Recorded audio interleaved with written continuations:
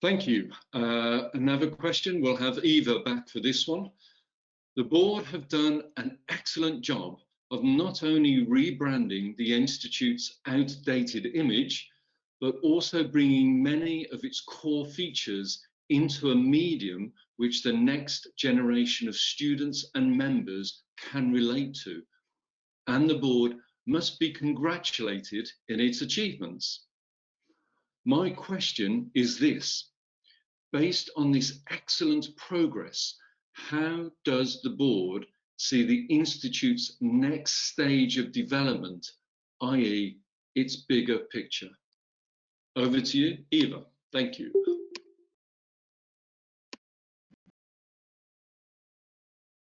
Thank you, Neil, and thank you to the person that submitted that question for your very kind congratulations.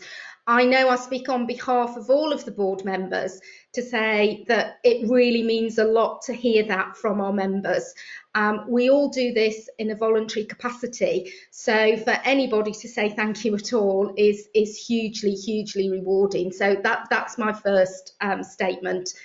I've got some notes for this because there's a lot of things that we've got that we want to achieve.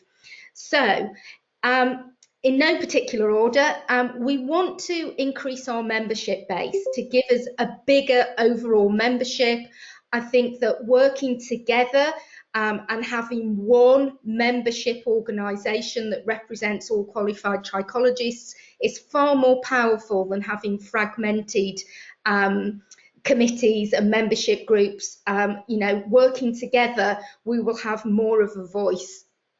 And Stephen Goldsworthy, who's a board member, is looking at developing processes to assess members' applications from organisations other than the International Association of Trichologists, which we already have a process for.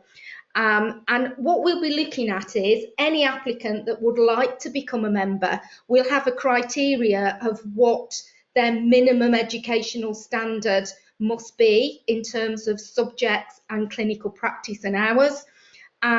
We will have an access route that if somebody has 90% of the things but there's 10% missing, we can give you an access route to gain that membership.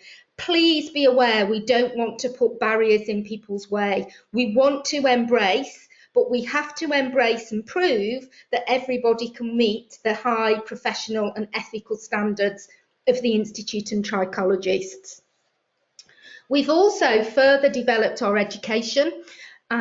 Those of you that have been members for a long time will know that we only have ever had one intake.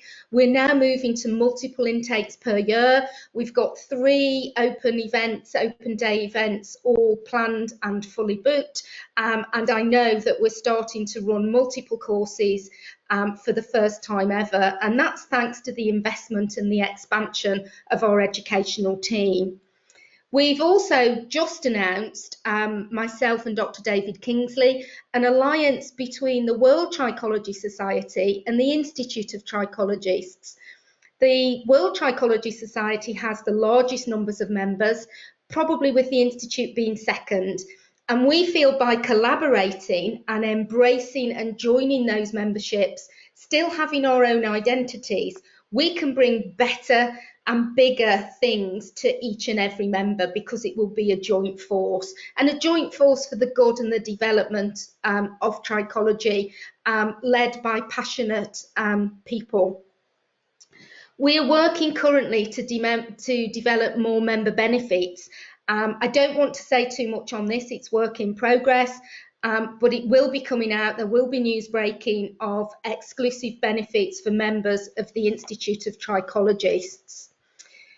We're looking, once we have got a little bit of headroom from both accreditation processes that are going on, both our PSA and our education, to have a lobby group, and we will be inviting members to become part of that, to look at areas of legislation, regulation, and to focus us on getting that recognition and moving along that journey to achieving allied healthcare professional status. Of course, we'll continue to demand that CPD is compulsory to maintain your membership, And as far as possible, we will be providing free CPD days to members, as we have done in the last year and so far this year, with a full programme now running right up to September, October. So that's one of the things that I'm really delighted about. We've been looking to increase the profile and the brand of the Institute of Trichologists, and we've done this on multiple platforms. We are working with a professional PR company that specialises in healthcare. We've done the first survey of members in terms of COVID, and that's been picked up by several publications and got us column inches and recognition from other healthcare professionals. We've also entered the platforms of social media, Twitter, we've got Instagram, we've got Facebook, and we're very shortly launching a YouTube channel. And not just from my ugly mug or from the rest of the gorgeous board, but also from our members. We're really trying to encourage our members to make this your institute. And we've also done that through forming the first press panel. And again, I would say on this video, we welcome anybody who would like to contribute to the press panel or any other activity, or apply to join the board. We are open and welcoming, and we want you to work with us. We've got some exciting news on education. There are some new modules that have been developed that will be going into the new education, and we will be making these available to members, and I know that the education team have got more to say about this. Trinity Road, which is our clinic and our educational base, we had plans to try and make that a full working clinic within the last 12 months or so. However, I'm sure all members can understand that due to the impact of COVID, this hasn't been able to happen in the timescales we'd envisaged. But it isn't off the agenda. We are still looking to make that clinic a flagship clinic, working 5 days a week. And having some specialist expertise in there as well. We're also looking to sharing the training facilities with other training providers so that every trichologist can have access to clinical training facilities. And we're very much working to provide opportunities for new and existing members in all sorts of areas, whether it be in the press, writing articles, looking at research and development, product assessment, loads and loads of areas we're sharing with our members. And we want you to take part, and we will support you in that to promote you and your institute. So lots of things going on. If anybody's got any ideas or anything they think is missing or would be of a great benefit, then please do tell us. If you can tell us, we will try and incorporate it, if it's achievable, into our objectives.